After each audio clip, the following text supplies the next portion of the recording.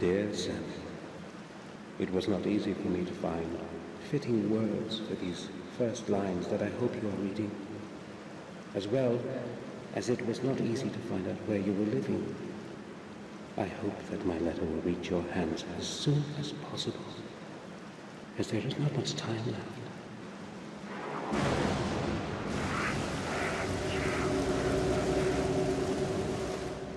Since your departure, I have contributed all my efforts and endless hours of sleepless nights looking for the truth about our family. I feel that I'm already very close to beholding its full face, and I am concerned that I might not have the strength to look at it alone. Therefore I am turning to you, Samuel, for I know that you will hear out my plea.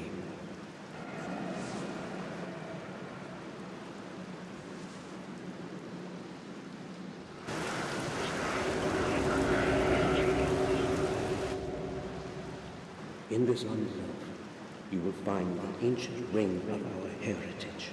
It is very important that you always have it with you. Take extraordinary care of it.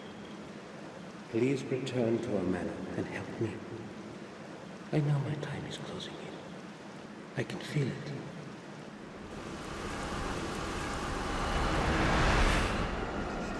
I am afraid.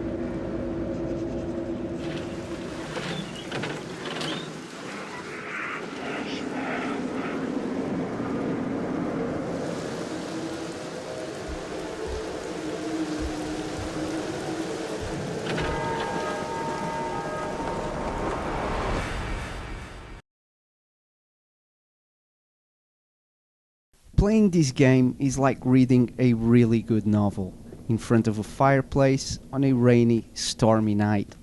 That's the feeling I get with Black Mirror. The game seems to speak to you like only a good book does, and it does so through a really well thought of and well told mystery story, an amazing and complex cast of characters, and the awesome audio-visual artwork. I mean, just look at these screens. They really are stunning to look at, and were conceived and drawn in such a way that they will always, no matter what the era you're living in, look fantastic. The level of detail and dedication from everyone involved in this game is clear from the moment you start playing it, and a lot of credits are due to the graphic and sound design teams. The music and sounds in this game are no exception, and you can feel everything was created and placed here in the exact right place and time in order to help you immerse in the Black Mirror reality.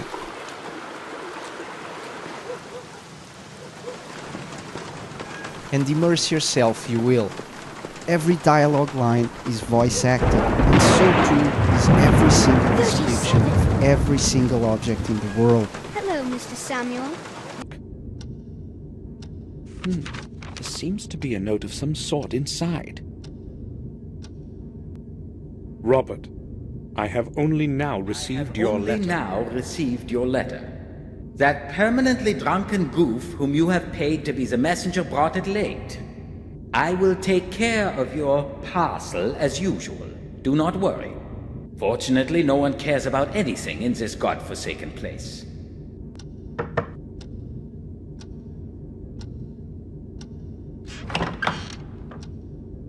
Robert, may I speak with you for a moment? Of course. I'd be happy to speak to you. We haven't seen each other for such a long time. How many years has it been? 12, maybe more. A long time indeed. I am happy that you have returned. I have not come to stay. I came only to be here for William's funeral. Really? That's a pity. I thought you would stay with us for a few months at least. Maybe you can still change your mind. So, what do you want to talk about?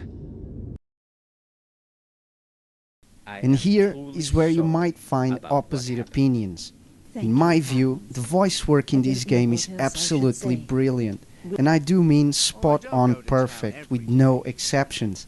Each character has their very own unique way of speaking, and thus a unique, concrete personality. The actors called for this project give you the feeling they're taking their role seriously, and this shows through their always engaging and realistic sounding character speeches. Why not? Father, I would like to ask you for a favor. I'm interested in having a look around the old belfry. But my son, the belfry is closed to the public. Why do you want to go there? I'm afraid I can't explain it at the moment.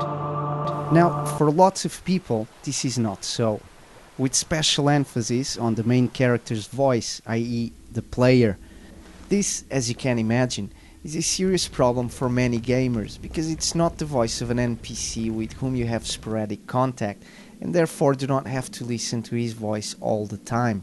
Nope, this is the main player, the voice that represents you in the game, and the voice you'll be hearing constantly, be it describing objects, expressing thoughts, or talking to characters.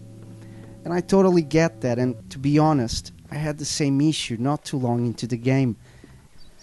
It's not bad voice acting from the part of the actor hired to play Simon, the main character. As I said before, all of the actors have made an exceptional quality work here. It's the voice itself, the tone, the pace, I don't know. Not being a linguistics expert, I can't tell you what is the precise issue here, but it's the voice. Have a listen. My name is Samuel Gordon. Shall wisdom be your way? Nails, screws, nothing I need. Something is glittering in the ashes. After playing for some minutes, Simon's voice just starts coming to you as really soft and weak. You cannot detect the usual video game hero traits in this voice, the deepness and manliness of tone, and the feeling that this is a dude that is afraid of nothing and no one, that is ready to take an army of orcs down, reduce ghosts to dust, and kick the devil in the nuts. What you get instead is the voice of a man that is not, and never was meant to become, a hero. In Simon's voice you'll find insecurity, fear, hesitation, and surprise. This is a man that sounds like he never made himself look like he can take on the world, of a man with a sensitive and sometimes somewhat frail mind. And that is why I think it is absolutely spot on, because that is the way most people would sound like if they were faced in real life with the situation Simon faces in the game. Because, and even though we love him, not every main character has to sound like the awesome Duke Nukem, or be some popular, cool, smart-looking dude straight out of a boys band. Because Simon, according to his personal background and his life story, sounds like Simon should. I'm glad to see this place again. William often took me here when I was just a little boy. Oh well. And truth be told, you are not set out to save the world here, to fight hordes of zombies or take Magneto down. You're Simon Gordon, a simple Englishman, albeit descendant of an old and noble family, whose life has suffered an unexpected turn of events. For gameplay, you have your traditional adventure game mechanics, where you control your character's movement by clicking where you want him to go on the screen. You have your usual pixel hunting sessions here, but done in such a way that most of the objects you need to pick up are easily identifiable within each setting, and each being accompanied by its own well-voiced description. I say for the most part, as, in my opinion, a couple of puzzles here are just way too hard to figure out, and will sometimes leave you in a position where you just don't know what needs to be done to progress. I found myself consulting the walkthrough more times than I would have liked, but in the end, the amount of puzzles I used walkthroughs for is way less than those puzzles I solved all by myself, so you will have a huge feeling of reward and self-badassness, granted. This is not a game you just turn on, play, and forget about till the next session.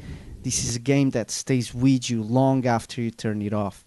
And I found myself more often than not going to bed and falling asleep thinking of Black Mirror, of the dark twists in the story, of the role of each character in this plot, and of every possible and conceivable solution for that damn Zodiac puzzle.